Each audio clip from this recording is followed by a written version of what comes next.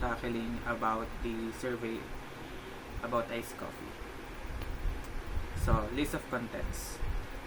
Sa list of contents, we have introduction, gathering procedure, presenting of data, interpretation, and the conclusion.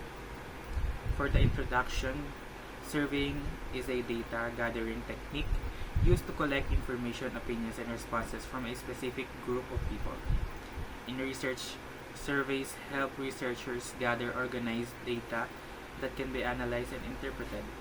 The results can be presented through tables, graphs, percentage, and written explanations. For the interpretation and conclusion of the survey results are important because they help researchers to understand what is the collected data means and what can be concluded from it. Next, data gathering procedure. First, prepare the questionnaire. We create clear and relevant questions based on the objectives of the researchers. Second, select respondents. We identify the appropriate participants who can provide relevant information. Third, distribute the survey. The questionnaire is given to the selected respondents. Fourth, explain the instructions. The respondents are informed about how to answer the survey properly. Fifth, collect the responses. The complete questionnaires are gathered and checked. 6. Organize the data. The responses are counted, classified, and arranged from the analysis. So, presenting the data. So, we have this question, do you drink iced coffee? And 45 answered out of 51. So, it is 88% of the people who answer it. Next is, how often do you drink iced coffee?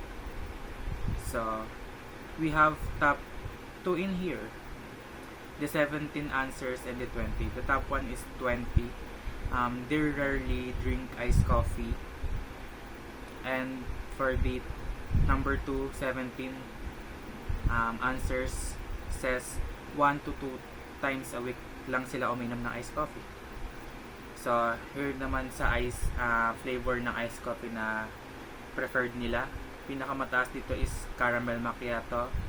Second is the Oreo latte. And third is yung Spanish latte. So, nagtanong din kami kung bakit umiinom sila ng iced coffee. Top 4 ang sagot dito since yung first 4 ay madaming sumagot. Pinakamataas is yung para lang daw marelax sila. Para lang daw marelax sila. And second yung sa lasa ng coffee na iniinom nila. And to stay awake and sa energy daw. Para maging, kumbaga parang productive siguro sila ganun. So, nagtanong din kami kung magkano yung nagagastos nila per cup sa coffee. May sumagot na less than 50 lang daw ang gagastusin nila. May sumagot din naman to 50 to 99 and yung iba 150 or more. Siguro kung nagtitipid naman sila, no? Kung students lang talaga, less than 50. Pero kung may budget ka naman, why not 150 or more? So, dito naman tayo sa next question. Tinanong namin if nakakatulong ba mag-improve ang focus at productivity nila pag umiinom sila ng iced coffee. May sumagot ng 28 respondents ng yes and 22 na sometimes lang. Tapos, nagtanong din kami na kung marerecommend ba nila to sa mga other people. May sumagot ng 34 sa yes and 17 sa maybe. Sa interpretation naman namin, the survey results shows that iced coffee is generally popular among the respondents. Most of the display responses indicate that respondents drink iced coffee, with coffee shops being the most common place where they purchase it. Among the flavors, caramel macchiato was the most preferred, followed by the Oreo latte and Spanish latte. Respondents reported drinking iced coffee for several reasons, particularly relaxation, taste, stay awake, and the energy. The items of spending, the largest display group usually spend less than 50 per cup, suggesting that affordability is more important factor.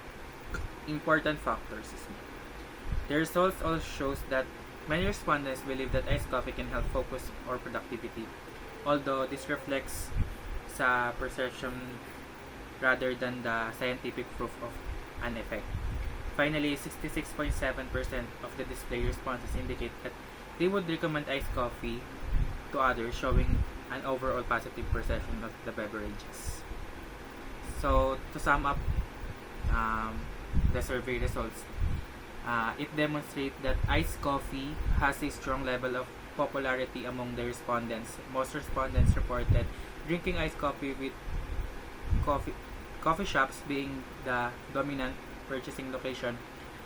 Caramel macchiato emerged as the most preferred flavor, while relaxation, taste, staying awake, and energy were among the main reasons for drinking iced coffee. The result also suggests that respondents tend to prefer more affordable iced coffee options, with less than 50 being the most frequently displayed spending category. Furthermore, many respondents perceive iced coffee as something that may help with their focus and productivity.